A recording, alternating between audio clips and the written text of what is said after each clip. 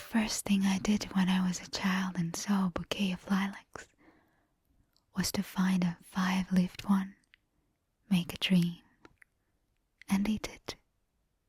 At the time they said it would make your dreams come true. And I believed it. Maybe I still do. Lilacs are some of my favorite flowers. My favorite teenage perfume smelled of them. And coincidentally, one of my favorite short stories is The Lilac Bush by Kuprin. I will tell you that story today. But not before I show you how I achieved this beautiful lilac-y makeup look. So I start this makeup look with a cleansed and moisturized face. And then I take a yogurty colored eyeshadow and I use a flat brush to do that because it really distributes the product well. But then I run out of patience and start applying and spreading with my finger. Now come on, confess to me, don't you do this too? Or am I the only one so impatient? By the way, recommend me some really nice brushes. Then I take a lilac-y colored shimmery eyeshadow and start putting it on the lid. It's such a beautiful lilac-y eyeshadow, and I think it kind of symbolizes both winter and the beginning of spring. It has an icy quality to it. I also apply the same color on my lower lid underneath my lashes and of course the inner corner of the eye to make everything blended together. And of course then I again run out of patience and just start using my fingers to dab all that eyeshadow. But to make it even and more blended, of course, I need a brush. By the way, recommend me some good brushes that are inexpensive. Also, I use a white shimmery eyeshadow to put it on my brow bone and a black kajal to tightline my eyes. I really don't like a thick eyeliner on my eyes. I prefer tightlining it. And I also sometimes even will put the eyeliner on the waterline, on my upper waterline. But I didn't do it this time. And of course, I love my soft, thin wing. Don't you like a nice wing? By the way, that other line, like that other wing that is below, that one is my natural color. I literally have like a natural eyeliner on my skin that I cover it up with foundation usually.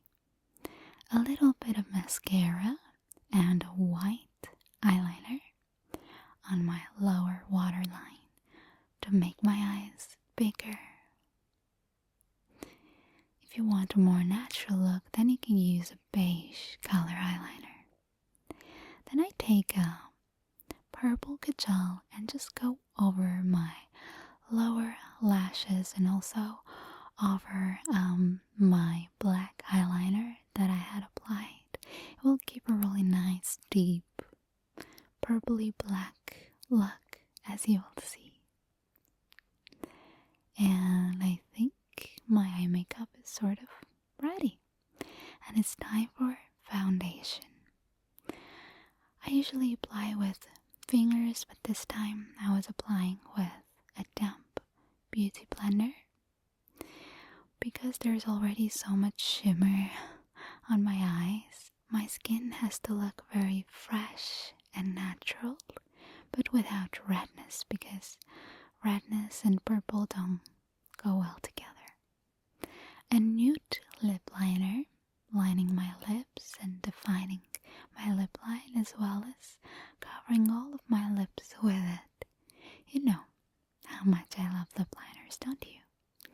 and a soft, very gentle pink on my lips, and look what I do. I put it on my hand and then onto my cheeks. That will act as a cream blush. Very beautiful, so icy. I love how icy this look is. And voila, my beautiful lilac makeup is ready. Very simple and of course very charming. Just like the story that I'm about to tell you by Alexander Kuprin.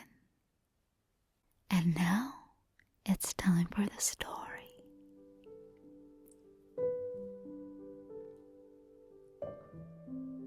Nikolai Almazov hardly waited for his wife to open the door to him. He went straight to his study without taking off his hat or coat.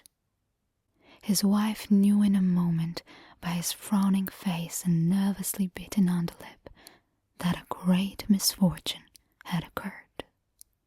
She followed him in silence. Almazov stood still for a moment when he reached the study and stared gloomily into one corner.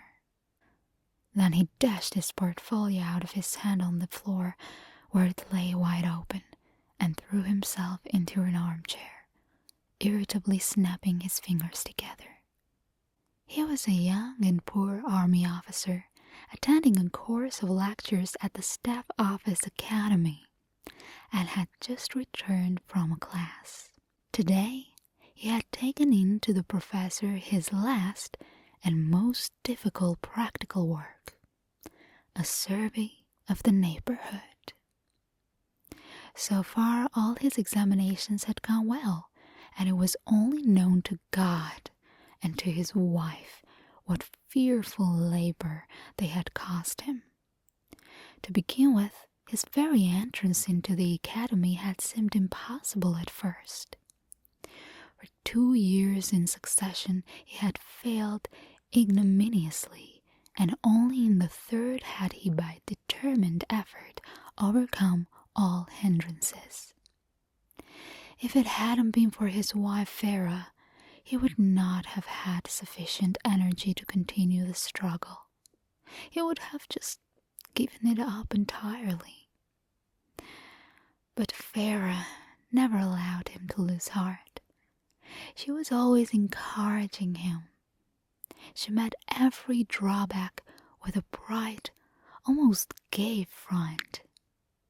She denied herself everything so that her husband might have all the little things so necessary for a man engaged in mental labor.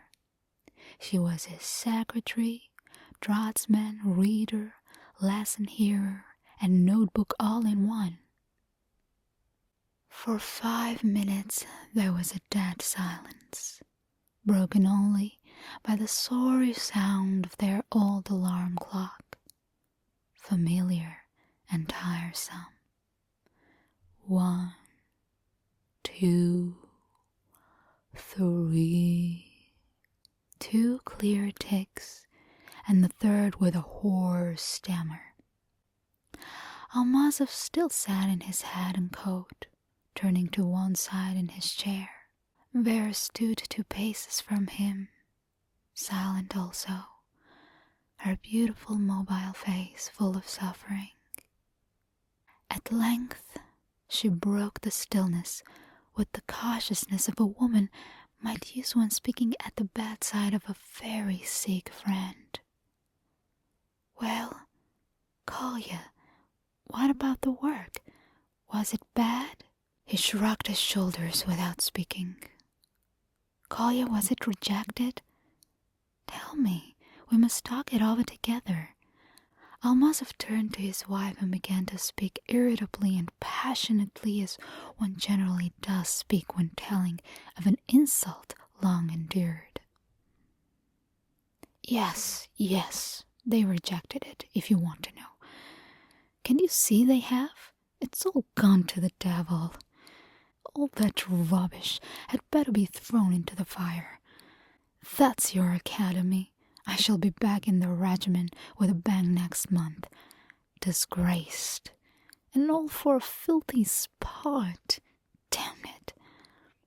What spot, Kolya? Asked she. I don't understand anything about it. She sat down on the side of his chair and put her arm round his neck.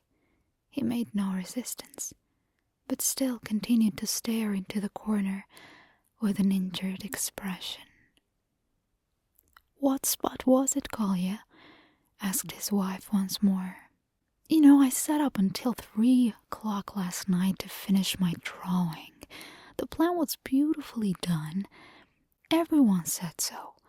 Well, I sat there last night and I got so tired that my hand shook, and I made a blot, such a big one. I tried to erase it, but only made it worse. I thought and thought what I had better do, and I made up my mind to put up a clump of trees in that place. It was very successful, and no one could guess there had been a blot. Well, today I took it to the professor. Yes, said he, that's very well, but what have you got here, Lieutenant? Where have these bushes sprung from? Of course, I ought to have told him what had happened. Perhaps he would only have laughed. But no, he's such an accurate German, such a pedant. So I said, there are some trees growing there. Oh no, he said, I know this neighborhood as well as I know the 5 fingers of my own hand. There can't be any trees there. So my word against his, we had a great argument about it. Many of our officers were there too, listening. Well, he said at last, if you're so sure that there are trees in this hollow, be so good as to ride over with me tomorrow and see. I'll prove to you that you're either done your work carelessly, or that you've copied it from a 3-verst to the inch map. But why was he so certain there are no bushes there? Asked Vera. Oh Lord, why? What childish questions do you ask? Because he's known this district for 20 years, okay? He knows it better than his own bedroom. He's the most fearful pedant in the world, and German besides. Well, of course he'll know in the end that I was lying, and so discussed the point with him. All the time he spoke, he kept picking up burnt matches from the ashtray on the table in front of him and breaking them to little bits. When he ceased speaking, he threw the pieces on the floor. It was quite evident that, strong man though he was very near whipping. For a long while, husband and wife sat there silent. Then suddenly, Vera jumped up from her seat. Listen, Kolya, said she. We must go this very minute. Make haste and get ready. Kolya wrinkled up his face as if he were suffering from an intolerable pain. Oh, don't talk nonsense, Vera, he said. You don't think I can go and put matters right by apologizing, do you? That would be asking for punishment. Don't be foolish, please. No, it's not foolishness, said Vera, stamping her toot. Nobody wants you to go and apologize. But don't you see, if there aren't any silly old trees there, we'd better go and put some. Put some trees, exclaimed Kolya, his eyes staring. Yes, put some there. If you didn't speak the truth, then you must make it true. Come along, get ready. Give me my hat and coat. No, not there in the cupboard. Umbrella. And while Almazov, finding his objections entirely ignored, began to look for the hat and the coat, Vera opened the drawers and brought out various little boxes and cases. Earrings. No, they're not good. We can't get anything on them. Here's this ring with the valuable stone. We'll have to buy that back sometime, though. It would be a pity to lose it. Bracelet. They won't give much for that. It's old and bent. Where's your silver cigar case, Kolya? In 5 minutes, all their valuables were in her bag, and Vera, dressed and ready, looked around for the last time to assure herself she hadn't overlooked anything. "Let us go," she said at last resolutely. "But where?" Almazov tried again to protest. "It's beginning to get dark already," said Vera. "And the place is 10 versts away. Stupid, come along." First of all, they went to the pawn shop. The pawnbroker had evidently got accustomed long ago to the sight of people in distress, and could not be touched by it. He was so methodical about his work and took so long to value the things that Vera felt she should go crazy. What especially vexed her was that the man should test her ring with acid, and then after weighing it, he valued it at 3 rubles only. "But it's a real diamond," said poor Vera. "It cost 37 rubles and it was a bargain." The pawnbroker closed his eyes with the air of a man who is frankly bored. "It's all the same to us, madam," said he, putting the next article into the scales. "We don't take the stones into consideration, only metals." To Vera's astonishment, her old band bracelet was more valuable. Altogether, they got about 23 rubles, and that was more than was really necessary. When they got to the gardener's house, the white Petersburg night had already spread over the heavens, and a pearly light was in the air. The gardener, a Czech, a little old man with gold eyeglasses, had only just sat down to supper with his family. He was much surprised at their request and not altogether willing to take such a late order, and answered dryly to Vera's insistent demands. "I'm very sorry, but I can't send my workmen so far at night. If it will do tomorrow morning, I'm quite at your service."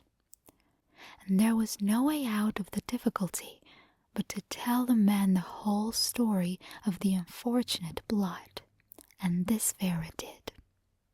He listened doubtfully at first, and was almost unfriendly, but when Vera began to tell him of her plan to plant some bushes on the place, he became more attentive and smiled sympathetically several times. "Oh, well, it's not much to do," he agreed when Vera had finished her story. "What sort of bushes do you want?" However, when they came to look at his plants, there was nothing very suitable. The only thing possible to put on the spot was a clump of lilacs. It was in vain for Almazov to try and persuade his wife to go home. She went all the way with him and stayed all the time the bushes were planted, feverishly fussing about and hindering the workmen. She only consented to go home when she was assured that the turf under the bushes could not be distinguished from the rest of the grass round about. Next day, Vera felt impossible to remain in the house. She went out to meet her husband. Quite a long way off, she knew by a slight spring in his walk that everything had gone well. True, Almazov was covered in dust, and he could hardly move from weariness and hunger, but his face shone with the triumph of victory. "It's all right. Splendid!" cried he when within 10 paces of his wife, in answer to the anxious expression on her face. "Just think, we went together to those bushes and looked at them. He even plucked a leaf and chewed it. 'What sort of tree is this?' he said. 'I don't know, Your Excellency,' said I. 'It's a little birch, I suppose,' he said. 'Yes, probably, Your Excellency.' Then he turned to me and held out his hand. 'I beg your pardon, Lieutenant,' he said. 'I must be getting old that I didn't remember those bushes.' He's a fine man, that professor, and he knows a lot. I felt quite sorry to deceive him. He's one of the best professors we have. His learning is simply wonderful, and how quick and accurate he is in marking the plants. Just marvelous. But this meant little to Vera. She wanted to hear over and over again exactly what the professor had said about the bushes. She was interested in the smallest details, the expression on the professor's face, the tone of his voice when he said he must be growing old, exactly how Collier felt. They went home together as if there had been no one in the street except themselves, holding each other by the hand and laughing at nothing. The passers-by stopped to look at them. They seemed such a strange couple. Never before had Collier enjoyed his dinner so much as on that day. After dinner, when Vera brought a glass of tea to him in the study, husband and wife suddenly looked at one another, and both laughed. "What are you laughing at?" asked Vera. "Well, why did you laugh?" said her husband. "Oh, only foolishness. I was thinking all about those lilacs. And you?" "Oh, mine was foolishness too. And the lilacs. I was just going to say that now the lilacs will always be my favorite flower." This is the end of the story. I hope you liked it. I think it's such a wonderful story, and it teaches togetherness and that you should never give up, no matter what, even in the most desperate situations. Well, I wish you good night, sweet dreams, and see you very, very soon. Let me know, what did you think of this story by Kuprin, the Lilac?